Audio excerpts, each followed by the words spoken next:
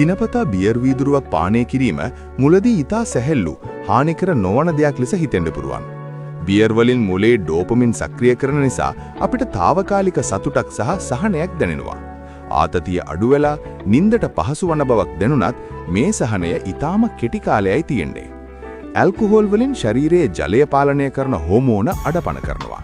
මේ නිසා නිතර මුත්‍රා පිට කිරීමෙන් ශරීරයේ විජලනය වෙලා අත්‍යවශ්‍ය ලවණ වර්ග ශරීරයට අහිමි වෙනවා.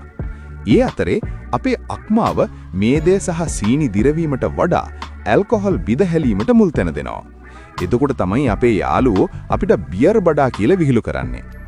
දිගින් දිගටම බියර් පානය කරොත් බඩවැල් වල ඉන්න හිතකර බැක්ටීරියා වලට හානි වෙලා බඩ පිපුම සහ අභ්‍යන්තර ඉදිමීම් ඇති වෙනවා. සති කිහිපයක් යනකොට කිසිම රෝග ලක්ෂණයක් නොපෙන්වාම අපේ අක්මාවේ මේදේ තැන්පත් වීම නැත්නම් ෆැටි ලිවර් තත්ත්වයේ ඇතිවීමට පටන් ගන්නවා.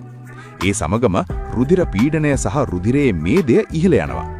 බියර් එකක් බිව්වම නිින්ද යනවා කියලා අපි හිතුවත් ඇත්තටම වෙන්නේ අපේ ගැඹුරු නිින්දට බාධා කිරීමක්. කාලයත් සමග එකම සතුට ගන්න අපිට වැඩි බියර් ප්‍රමාණයක් බොන්න වෙනවා. ඉතින් ඔයා තාමත් බියර් බොන්න ප්‍රිය කරනවද?